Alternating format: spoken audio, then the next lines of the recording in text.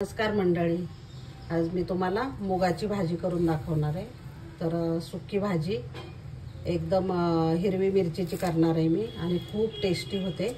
एकदम पित्त वगैरे काही होत नाहीये आणि पौष्टिक पण खूप असते आणि पोटभरीचं आहे।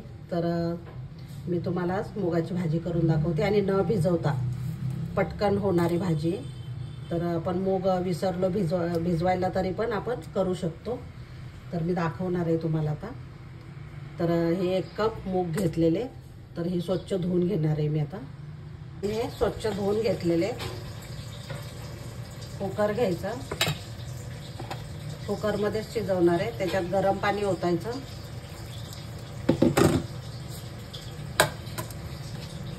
आणि याच्यात पण गरम पाणीच ओतणार आहे मी, म्हणजे पटकन शिजतं मूग। हे बघा एवढे घातलेले, अर्ध पातेलं मी पाणी ओतलेले, म्हणजे मुगाचे अर्ध घालायचं पाणी वरती। थोडंसं मीठ घालायचं, नंतर पण घालणार आहे, पण टेस्ट छान येते मिठामुळे।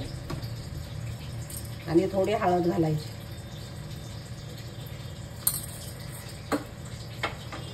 आणि झाकण लावून आपण 4 शिट्ट्या करणार आहे।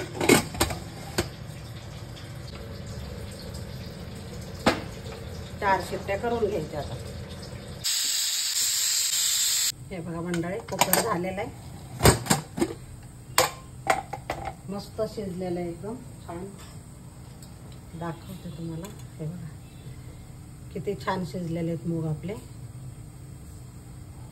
मस्त शिजलेले। तर आता फोडणी देणार आहे मी। तर त्याच्यासाठी मी 4-5 मिरच्या घेतलेले, तिखट तुमच्या आवडीप्रमाणे घ्या तुम्ही। आणि हे बारीक कट करून घेणार आहे।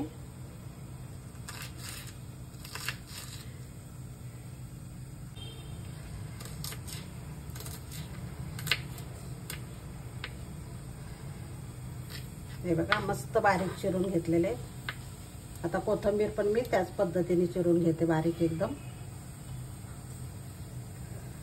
ही धुतलेली स्वच्छ धुवून मी ठेवते। मिरची, कोथिंबीर, कढीपत्ता मी स्वच्छ धुवून फ्रीज मध्ये सुकवून वगैरे जरासं ठेवते, म्हणजे सारखं धुवायची झंझट नाहीये। हे बघा बारीक चिरून घेते कोथिंबीर पण।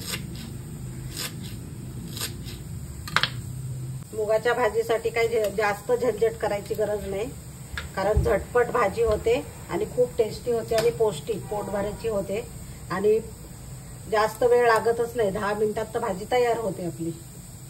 तर चला बघूया आपण फोडणी कशी घालते मी। मंडळी, मी इकडे ढोकळा पण केलेला आहे।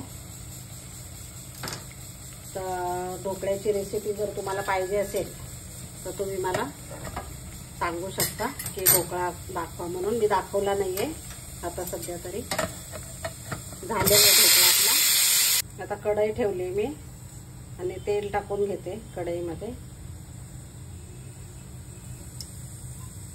मोहरी टाकायची, जिरे आणि कढीपत्ता। कढीपत्ता जास्तच टाकायचा जरा, खूप छान लागतं याच्यामध्ये।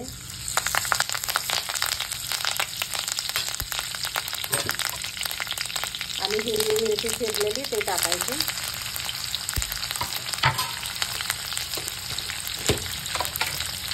आणि लसूण आहे, आता क्रश केलेला लसूण आहे, तो पण टाकायचा भरपूर। थोडीशी अद्रक लसूण पेस्ट टाकायची, जाडसर लसूण पण टाकायचं आणि अद्रक लसूण पेस्ट पण टाकायचे, खूप छान टेस्ट येते। हळद टाकायची, हिंग टाकायचं, हिंग जरूर घाला याच्यामध्ये, खूप छान लागतं। आणि मस्त परतून घ्यायची। मी फोडणीतच टाकणार आहे कोथिंबीर, तर याच्यामध्ये खूप मस्त लागते। असेच टाकून घ्यायची थोडीशी, वरून पण टाकणार आहे। आणि शिजवलेले मूग टाकायचे, मीठ टाकायचं। मीठ आपण शिजवताना पण टाकलेलं आहे, त्याच्यामुळं लक्षात ठेवायचं। आणि मिक्स करून घ्यायचं व्यवस्थित।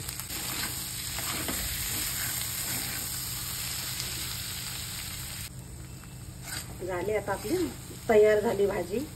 तर तुम्ही हे ब्रेकफास्ट साठी पण खाऊ शकता। टिफिनमध्ये पण घेऊन जाऊ शकता आणि नुसती खाल्ली तरी खूप टेस्टी लागते ही भाजी. त्याच्याबरोबर चपाती नाही खाल्ली तरी चालेल. कोणाला डाईट वगैरे करायचं असेल किंवा वजन कमी करायचं असेल तर त्याच्यासाठी हे खूप उपयुक्त आहे. आणि वरून थोडीशी कोथिंबीर टाकायची. या पद्धतीने तुम्ही झटपट करा हे मुगाची भाजी. हे बघा किती छान दिसते आणि खूप खायला तर एवढी पौष्टिक आहे ना, खूप भारी. तर या पद्धतीने नक्की तुम्ही ट्राय करा. हे बघा मंडळी, आपली भाजी तयार आहे. तर नुसती जरी खाल्ली ना तरी खूप भारी लागते. तर नक्की तुम्ही ट्राय करा आणि आवडलं तर लाईक, शेअर आणि सबस्क्राईब करायला विसरू नका. धन्यवाद.